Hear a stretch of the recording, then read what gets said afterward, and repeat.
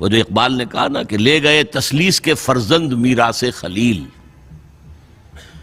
کشت بنیاد کلیسا بن گئی خاک حجاز۔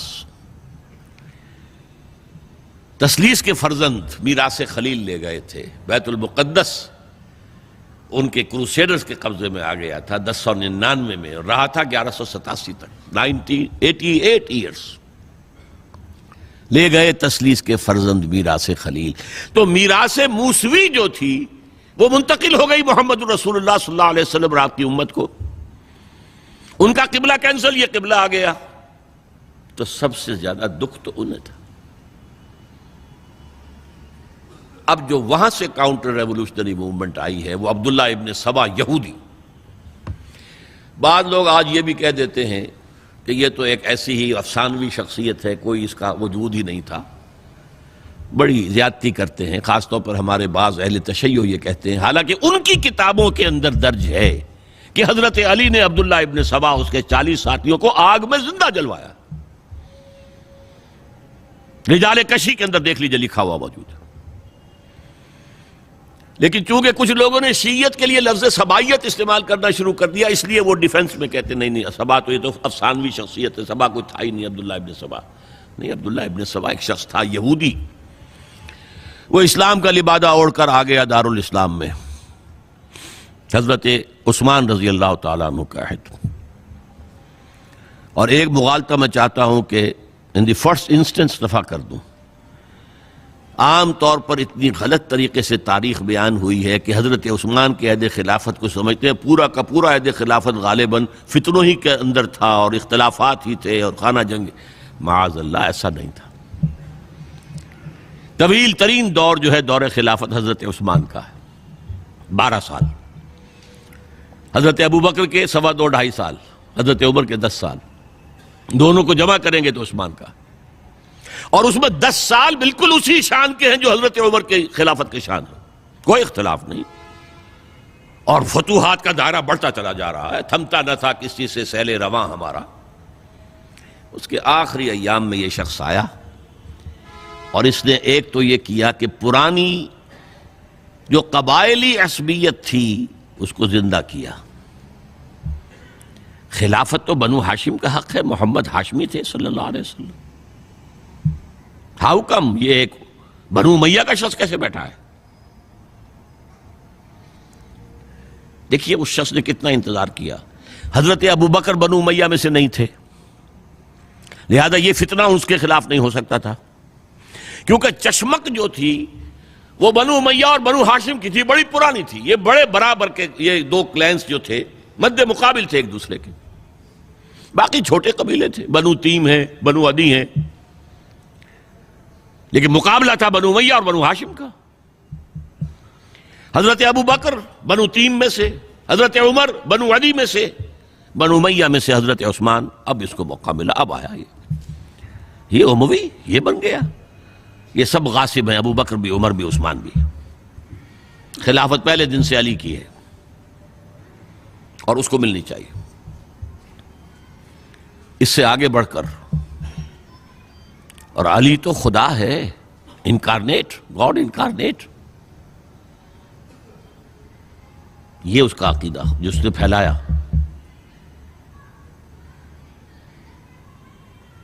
یوں سمجھئے ایک شخص نے حضرت عیسیٰ کے دین کو زیرو کر دیا تھا۔ لوگ مانتے نہیں کہ ایک شخص اتنا کچھ کر سکتا ہے۔ یہودی اور سازشی ذہن، ان کی صلاحیت اور ذہانت۔ ایک شخص تھا پال، حضرت عیسیٰ کو خدا کا بیٹا بنانے والا، وہ توحید ختم، تسلیس آ گئی۔ شریعت کو ختم کرنے والا وہ حضرت عیسیٰ کہہ کر گئے تھے تم پر شریعت موسوی نافذ رہے گی، اس نے کہا نہیں، ایبروگیٹڈ، نو شریعہ۔ نمبر 3، حضرت عیسیٰ نے کہا تھا تمہیں تبلیغ کرنی ہے صرف یہودیوں تک۔ I have been sent only in search of the lost sheep of the house of Israel۔ میں صرف اسرائیل کے گھرانے کی کھوئی ہوئی بھیڑوں کی تلاش میں آیا ہوں، تمہیں باہر تبلیغ نہیں کرنی۔ اس نے تبلیغ کا دائرہ وسیع کیا۔ وہ دین مسیحیت ختم وہ دین پالزم ہے جو چلا ہے اس کے بعد. سمجھ رہے اس بات کو؟ اور یہ ڈاکٹر مائیکل ہارٹ نے بالکل صحیح لکھا ہے کہ کرسچینٹی جب تک حضرت مسیح موجود تھے وہ سوائے ایک یہودیوں کے فرقے کے اس کی کوئی اور حیثیت نہیں تھی،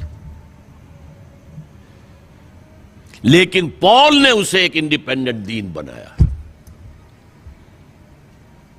ایک شخص کی کاروائی ہے یہ ساری، اور آج پوری دنیا، پوری عیسائی دنیا اسی پر ہے، تسلیس پر بھی، اور شریعت ختم، اور دعوت جو ہے کرتے پھر رہے ہیں پوری دنیا کے اندر. اسی طرح اس نے کیا، قبائلی عصبیت کو چھیڑا اور حضرت علی کا مبالغہ کیا یہ خدا ہے، اوتار، گاڈ انکارنیٹ. تیسرا کام کیا کیا کہ حضرت عثمان رضی اللہ تعالی عنہ اور ان کے جو عاملین تھے، گورنر کوفے کا ہے، گورنر شام میں دمشق میں ہے، گورنر مصر میں ہے، ان کے خلاف پروپیگنڈا شروع کیا. یہ بیت المال میں خیانت کر رہے ہیں، یہ غبن کر رہے ہیں، یہ اپنے عزیزوں کو جو ہے پال رہے ہیں، ان کو دے رہے ہیں، وہ اقربا پروری کر رہے ہیں، اور یہ کر رہے ہیں، اور ٹیکنیک کیسی عجیب. کوفے میں کوفے کے گورنر کے خلاف بات نہیں کریں گے، دمشق اور مصر کے گورنر کے خلاف بات کریں گے. اب کہاں دنیا کے پاس ذرائع تھے کہ کوئی ویریفائی کرے بھئی یہ بات صحیح ہے کہ نہیں ہے، غلط ہے، نہ کوئی ذرائع رسل و رسائل ہیں. اور اگر آپ کوفے میں کھڑے ہو کر عثمان نے یہ کر دیا، عثمان نے یہ کر دیا، عثمان نے یہ کر دیا، یہ کر دیا، اب کون اس کو جو ہے اس کی تحقیق کر سکے گا؟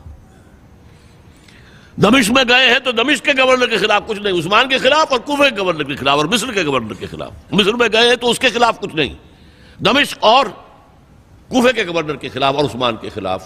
اور پھر ہر طرف سے بلوائیوں کو لا کر گھیراؤ کر لیا حضرت عثمان کے گھر کا. یہ تحریک ہے جو بہت زبردست کامیابی سے ہمکنار ہوئی. یہودی سازش. اب تمام صحابہ کہہ رہے ہیں حضرت عثمان سے کہ آپ ہمیں موقع دیں کہ ہم ان کا سر کچل دیں. آپ فرماتے نہیں، یہ مجھ پر الزام لگا رہے ہیں نا، میں وضاحت کرتا ہوں. اپنے گھر کی چھت کے اوپر کھڑے ہو کر آپ نے کہا دیکھو یہ میں نے نہیں کیا، یہ میں نے نہیں کیا، میرے یہ احسانات بھول گئے ہو. حضرت علی نے مسجد نبوی میں کھڑے ہو کر جتنے الزامات لگائے تھے ان سب کی طرف سے برات کا معاملہ کیا کہ جھوٹ کہہ رہے ہو تم، عثمان پر کوئی غلطی جو ہے، کوئی خیانت ثابت نہیں.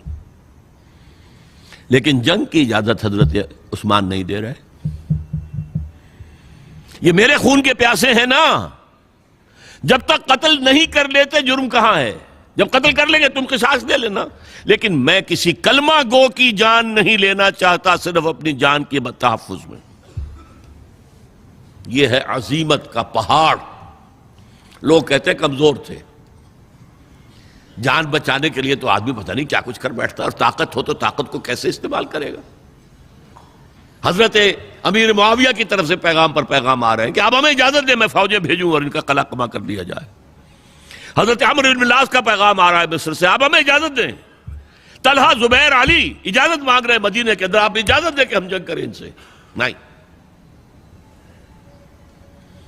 آخر کار حضرت علی نے دونوں بیٹوں کو، حضرات حسنین، حضرت حسن، حضرت حسین، دروازے پر کھڑا کر دیا. پہرے دار حضرت عثمان کے، حضرت حسن، حضرت حسین کہ کوئی گھر میں داخل نہ ہونے پائے. پچھواڑے سے آئے ہیں اور شہید کیا ہے.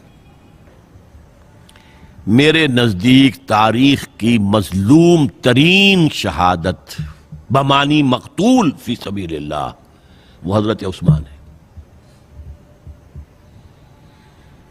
بلکہ میں جرات کر رہا ہوں ذرا، آپ کو معلوم ہے علامہ اقبال سے مجھے کتنا تعلق قلبی ہے.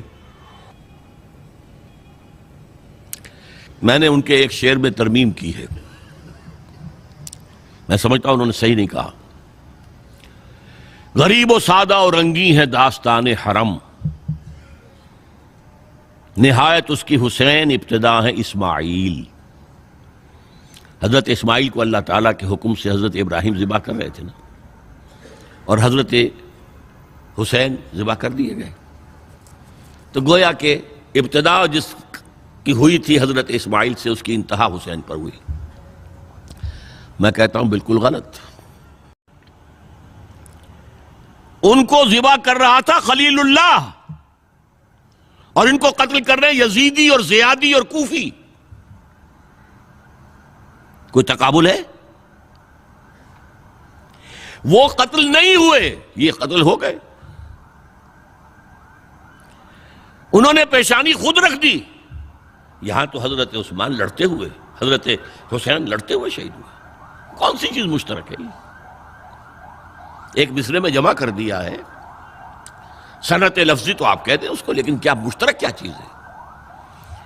اور میں نے امید ہے علامہ اقبال سے ملاقات ہوگی اگر آخرت میں، تو وہ میری اس بات کو تسلیم کریں گے۔ میں نے اس شعر کا دوسرا جو مصرع ہے بدلا ہے، نہایت اس کی ہے عثمان، ابتدا حابیل۔ حابیل جنہوں نے کہا تھا بھائی جان آپ مجھے قتل کرنے کے لیے ہاتھ اٹھائیں گے تو میں اپنا ہاتھ نہیں اٹھاؤں گا آپ کو قتل کرنے کے لیے۔ عثمان نے کہا کہ میں نہیں کسی کو قتل کروں گا، کسی کلمہ گو کو، جو مجھے قتل کر دیں گے پھر ان سے قصاص لے لیں۔ عثمان کے پاس لاکھوں کی فوجیں، اسٹینڈنگ آرمیز، پھر بھی انہوں نے اپنی جان دے دی۔ حضرت حسین بہرحال جتنے بھی افراد تھے بہادری سے، شجاعت سے لڑتے ہوئے شہید ہوئے، اس میں کوئی شک نہیں، لیکن لڑتے ہوئے شہید ہوئے نا۔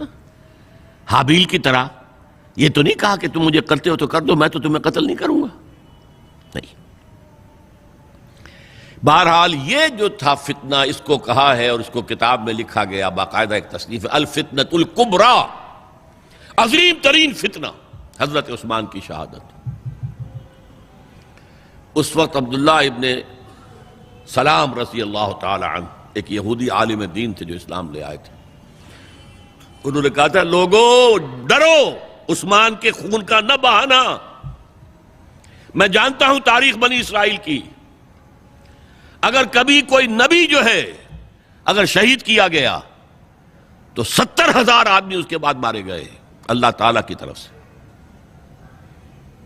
اور نبی کا اگر کوئی خلیفہ قتل کیا گیا تو 35,000 آدمی مارا گیا ہے۔ تو اگر تم نے عثمان کو قتل کر دیا تو یہ خون کے دریا جو ہیں پھر آ جائیں گے امت کے اندر، باز آ جاؤ، خدا کے لیے باز آ جاؤ۔ لیکن نہیں، بہرحال حضرت علی رضی اللہ تعالی عنہ نے بلایا عبداللہ ابن سبا کو اپنے ہاں۔ تم کہتے ہو کہ میں خدا ہوں؟ ہاں آپ خدا ہیں۔ توبہ کرتے ہو کہ نہیں؟ نہیں۔ میں تمہیں زندہ جلا دوں گا، جلا دو،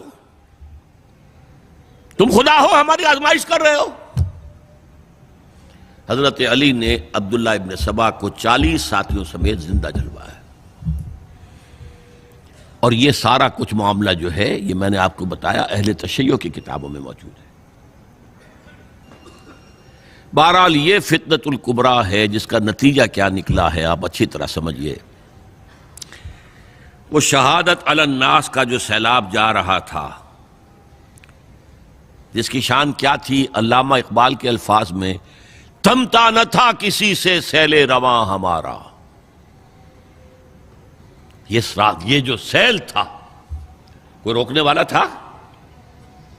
2 سپر پاورز تھیں اس وقت، ایران، روم۔ ایران کے چیتڑے ختم ٹوٹ گئے، روم کی 2 ٹانگیں ٹوٹ گئیں، اب کون روکنے والا تھا؟ یہ انٹرنل سیبوٹاج ہے۔ اس کے بعد جو باہمی خانہ جنگی شروع ہوئی ہے، 1 لاکھ مسلمان ایک دوسرے کی تلواروں اور نیزوں سے ختم ہو گئے۔